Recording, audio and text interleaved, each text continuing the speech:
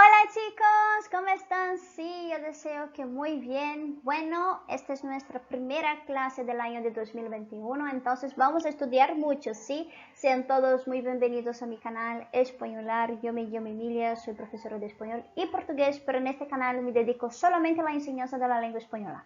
Bueno, hoy vamos a mirar nuestro último caso especial de formación de plural. ¡Qué bueno! Sí, qué bueno. Está muy aburrido eso, ¿no? Sí, está un poquito aburrido esta parte la pessoa fala e a pessoa fica ela pensa em português e pensa em espanhol ao mesmo tempo, aí às vezes confunde. Bom, pessoal, bueno chicos, si esta parte está un poquito aburrida, sí, pero necesitamos estudiarla, ¿no? Bueno, no se olviden de poner sus comentarios para que pueda ayudarlos, también no se olviden de poner su gusta y tampoco de se inscribir en mi canal para que ustedes puedan me ayudar, sí, por favor. Y también no se olviden que ahora sí estoy con clases particulares de español y portugués online, si tú tienes interés, si hablas conmigo acá abajo, sí, mi correo electrónico, perfecto, entonces vamos a practicar. Bueno chicos, entonces antes de mirarnos sí, nuestro último caso especial de formación de plural, sí, gracias a Dios. Bueno, vamos a mirar entonces las reglas generales de formación de plural. ¿Mas por qué, profesora? Porque siempre nos hace mirar lo mismo, ¿sí? Porque siempre tenemos que mirar las reglas generales de formación de plural. Bueno, es muy importante conocerlas porque cuando no utilizamos los casos especiales y cuando no hay palabras con casos especiales de formación de plural, estas reglas son las principales reglas de formación. Entonces tenemos las reglas generales y las reglas de casos especiales, ¿sí? Entonces necesitamos conocer las dos reglas, ¿sí? Entonces vamos a mirar con atención. Estas reglas generales sí, son muy útiles, principalmente cuando nosotros necesitamos saberlas sí, en una prueba, por ejemplo, sí es muy importante conocerlas. Bueno, entonces mira, estas reglas casi siempre vamos a utilizarlas, pero cuando tenemos casos especiales ellas no van a servir para nosotros, ¿sí? Entonces mira, palabras terminadas en vocales. Atención, ¿sí? Palabras terminadas en las vocales A, E, O. Principalmente estas vocales. ¿Por qué? Las vocales I y U son vocales que sufren casos especiales. Entonces, las vocales I y U no sirve esta regla, no va a servir para ellas. Entonces, no vamos a utilizar esta regla de terminación de vocales con las vocales I y U. Entonces mira, acá en los vídeos anteriores, en los otros vídeos, yo hablo de los casos especiales de estas vocales I y U. Entonces mira con atención los otros vídeos también, ¿sí? Entonces acá, vocales terminadas en A, E, O. Ponemos al final de estas palabras una S, siempre, ¿sí? Casa, casas, café, cafés. Huevo, huevos. ¿Perfecto? Vamos a seguir. Consonantes. Ponemos al final una ES. Casi siempre, porque también existen palabras, sí, con casos especiales terminadas en consonantes. Ya hablé también sobre ellas acá en este canal. Entonces mira con atención los otros vídeos, ¿sí? Consonantes, palabras que terminan en consonantes, también existen casos especiales donde esta regla general no va a servir. Entonces, cuidado. Consonantes terminadas y palabras terminadas en consonantes, casi siempre ponemos una ES al final.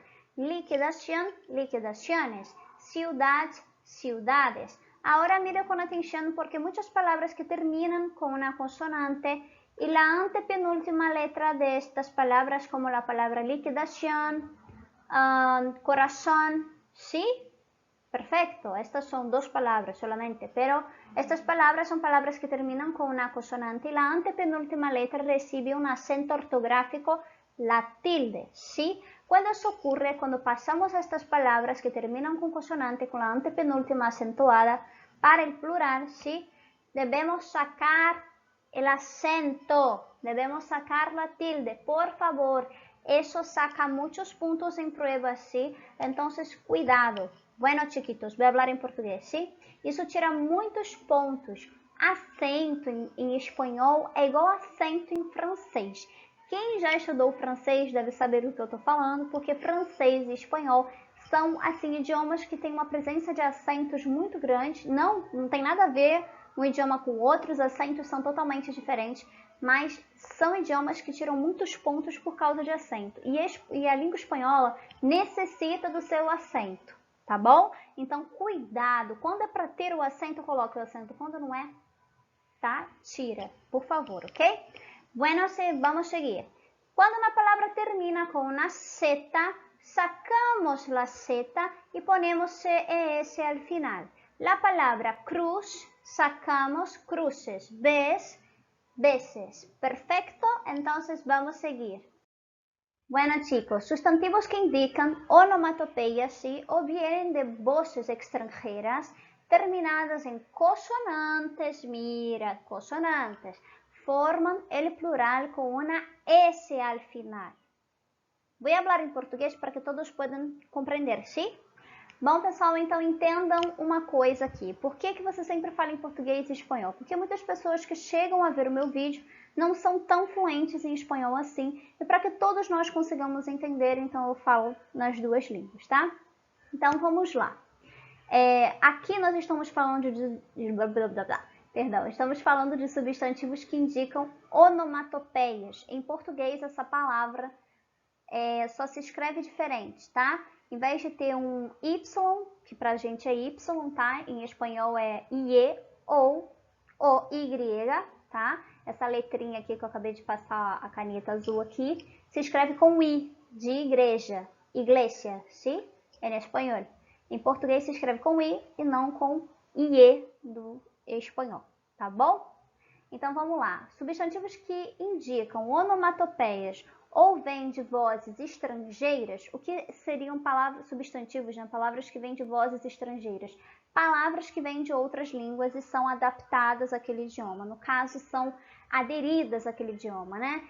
Se alguém tem algum tipo de dúvida, por exemplo, em português, nós pegamos muitas palavras vindas do inglês, como, por exemplo, a palavra shopping. Não é da nossa língua, tá, gente? Essa palavra não é portuguesa, ela é americana, ela é inglesa, né, de origem inglesa, então a gente pega essa palavra shopping, como é o outro, workshop, todo mundo adora falar essa palavra, workshop. Então, essa palavra também não é da nossa língua, a gente pega palavras, né, de línguas estrangeiras, porque muitas vezes a gente não tem uma palavra que possa traduzir, né, de uma maneira bem significativa. Enfim, vamos lá. Terminadas em consoantes, formam o plural com uma S ao final. Então aí a gente já tem um problema. Eu acabei de falar para vocês no quadro anterior, lembra do quadro anterior, né? Por favor, diz que você lembra. Se não, volta lá e olha de novo. O que eu disse para você? Quando uma palavra termina com consoante, quase sempre a gente vai aplicar aquela regra, lembra? Uma palavra termina com consoante, eu coloco ES. Isso é a regra geral. Isso aí, pessoal, é a regra geral. Pode acontecer ou não. Geralmente acontece aquela regra lá. Uma palavra que termina com consoante, eu coloco ES no final, caso não seja um caso especial. Mas se é um caso especial, aí você não pode fazer isso. Como aqui, isso é um caso especial. São onomatopeias ou palavras vindas de outras línguas, terminadas em consoantes, mas que eu tenho que colocar um S no final.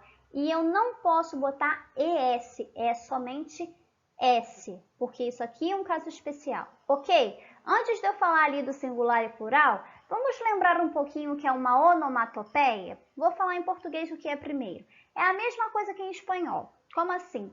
Sons. Sons. Sons. Só que são muito interessantes as onomatopeias. Sabe por quê? Eu acho elas interessantes, mas por quê? Porque tecnicamente a gente tenta traduzir alguma coisa, né? Algum som de animal, natureza ou objetos em símbolos, palavras. Então eu acho muito interessante. E o mais interessante ainda é que para cada idioma existe uma onomatopeia diferente. Isso não é incrível? A gente pensa assim, né, que é tudo igual. E não é. As onomatopeias também são muito próprias. Então significa que o som que o meu cachorro faz em português, au au, não é o mesmo som que um falante da língua espanhola falaria, que o cachorro dele faz. Se eu digo que o meu cachorro faz au au, ele vai dizer que o cachorro dele faz uau uau. Não é interessante? Eu acho interessante. E você é muito chata, pois é. Enfim, né? Muito tempo estudando gramática, a pessoa tem que achar alguma coisa interessante, senão a vida fica chata, né? Então a gente tem que fazer isso. Bueno, voy a leer entonces para ustedes las onomatopeyas en español. Sí, onomatopeyas en español. Mira con atención. Son palabras creadas a base de algún barullo, ¿sí? Sonido. Así, la pronunciación de una onomatopeya representa el sonido del barullo. Ejemplos: sonido de animales, sonido de instrumentos, de aparejos, ¿sí? Muy utilizadas en el habla infantil también, mira con atención, en situaciones relacionadas o en el lenguaje de los cómics. Cómics, cómics em português também se chama assim, comics, né? Na verdade, isso aqui é uma palavra estrangeira. Em português a gente também fala dessa mesma maneira para traduzir, né? Aquelas pessoas que gostam de quadrinhos, de super-heróis. Eu não me engano se mangá também entra nisso aqui, não. Eu não lembro muito bem, né? Eu não sou muito ligada nessas coisas, eu não lembro muito se entra aqui. Mas, enfim, se não entra, você aí que gosta, tá? Que é fã de carteirinha, né? Assim, né? Aí você diz aí pra mim. Mas é basicamente aqui no Brasil, a gente tem até uma feira sobre isso, né? Feira de São Paulo, que fala sobre esses... Ai, meu Deus. É como se fossem quadrinhos, né? Fala sobre super-heróis e tudo mais. Enfim, é uma palavra de língua estrangeira e também aparece muito. Quem gosta de ler esses quadrinhos de super-heróis, né? Aparece aquelas explosões quando faz boom, né? Isso tudo aí é uma onomatopeia. Perfeito. Em português também existem onomatopeias, pero são diferentes das onomatopeias da língua espanhola. Como eu disse, né? É tão interessante as onomatopeias porque existe uma para cada país, né? Cada país vai falar de uma maneira diferente. E isso para mim é super interessante. Então vamos lá. Agora vamos a mirar se estes substantivos acá à esquerda. Perfeito? Singular: crack, snob, chip, comic, click. Sim? Plural: cracks, snobs, comics, cliques. Perfecto. Algunas excepciones, ¿sí? Imán, arabismo. Mira, imán. Imán, sí, imán. Na verdad es una palabra extranjera. Arabismo, imanes. Álbum, latinismo, álbumes. ¿Sí? Voy a hablar em português. Então, vejam bem aqui. Nós temos isso aqui, é muito importante, tá? Que tem muitos alunos que às vezes têm dúvidas. Então, prestem atenção. Aqui não são onomatopeias, tá?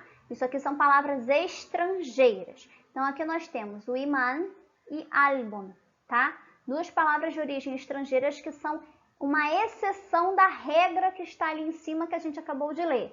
Qual foi a regra que a gente acabou de ler? Substantivos que indicam onomatopeias e também vozes, né, palavras estrangeiras, traduzindo para o português, né, onomatopeias ou palavras estrangeiras terminadas em consoante formam um plural colocando um S no final. Então, essa regra de cima vale para todas as palavras onomatopeias, vozes, palavras que são estrangeiras, mas em exceção temos essas palavras que são exceção a essa regra. Ao final, eu devo colocar ES para a formação de plural. Imã e álbum. Perfeito? Outra coisa, como é que eu sei que essa palavra é estrangeira? Em português e em espanhol, não temos palavras que terminem com M. No final, nenhuma palavra que seja de origem da língua espanhola mesmo, né? Se escreve com M. Se está escrita com M, preste atenção para ver se ela não está escrita errado, tá? E se não estiver escrita errada, é uma palavra estrangeira. É porque às vezes, né, a gente está aprendendo, pode acabar escrevendo uma palavra equivocadamente, mas cuidado, porque se você vir alguma palavra que está escrita numa prova, por exemplo, com M, é bem provável que seja uma palavra estrangeira e não que essa palavra está errada. Mas sempre pode acontecer. Então, é isso, pessoal. Dúvidas, coloquem nos comentários. Beijos, hasta luego, tchau!